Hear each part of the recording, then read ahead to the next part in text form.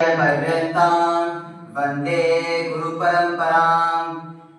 महादेव के त्रिशूल पर स्थित इस काशी में सबसे पहले महादेव को प्रणाम करते हुए गुरु परंपरा के ध्वजवाहक महामना पंडित मदन मोहन मालवीय जी को नमन करते हुए मैं गोपाल कृष्णन सन्नी भगवान का छात्र आज आप सभी के सामने गीता में कर्मयोग पर फिर विचार व्यक्त करने के लिए उपस्थित हूँ। आजकल जहां भी देखिए, जहां भी जाइए, भय, चिंता, तनाव की हवा है, जबकि गीता निश्चिंतता, निर्भीकता और मानसिक शांति की अचूक दवा है। और कर्मयोग गीता का एक महत्वपूर्ण उपदेश है। कर्म शब्द से हम सब भली भांति परिचित हैं। हम सब भिन्न भिन्न प्रकार के कर्म खूब परिश्रम और जुनून से करते हैं, परंतु क्या यह पर्याप्त है? नहीं। कर्म के प्रति हमारा नजरिया और भाव क्या है, क्या बहुत मायने रखता है। उदाहरण के लिए मान लीजिए कोई डॉक्टर है और अपनी चिकित्सा सेवा का उद्देश्य सांसारिक फल की प्राप्ति रखते हैं, तो कर्म करने का यह भाव सकाम कर्म कहलाता है। परंतु जब वही कर्म राग द्वेष से ऊपर उठकर ईश्वर प्रीति के लिए करते हैं, कर्ता होने कामकाज से रहित होकर परिणाम के प्रति प्रसाद बुद्धि रखते हुए करते हैं, तो चित्त शुद्धि होती है, अंतःकरण पवित्र होता है, जो हमें आत्मज्ञान का अधिकारी बनाता है। और आत्मज्ञान की अनुभूति ही मानव जीवन का परम उद्देश्य है। कर्म के प्रति यह नजरिया कहां से मिलता है?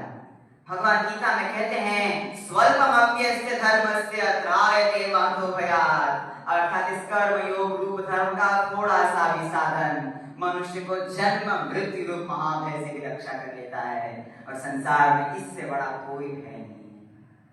कर्म योग कैसे हमें निश्चित और निर्भीक बनाता है?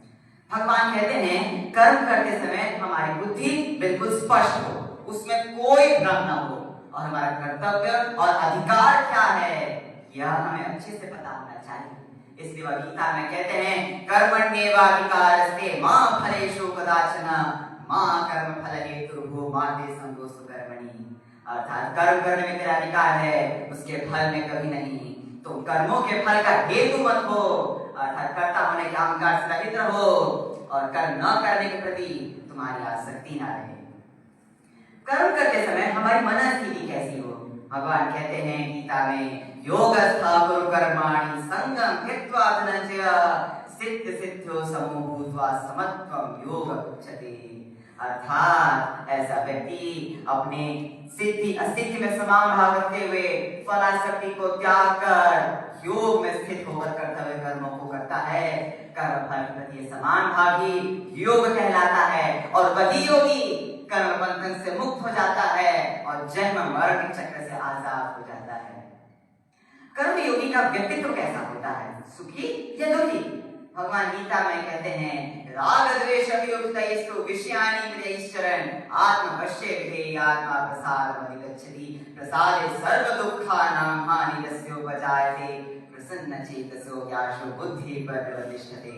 अर्थात ऐसा व्यक्ति अपने सारे राग द्वेष को त्याग कर अपने संपूर्ण दुखों से ऊपर उठ के अपने अंतःकरण की प्रसन्नता को प्राप्त करता है, और ऐसे व्यक्ति का जीवन सफल हो जाता है, उसका जीवन उत्सव बन जाता है, उसका सारे कर्म पूजा बन जाते हैं, यज्ञ स्वरूप होते हैं। वह अपनी बुद्धि सब ओर से हटाकर एक परमेश्वर में भली भांति स्थित कर लेता है।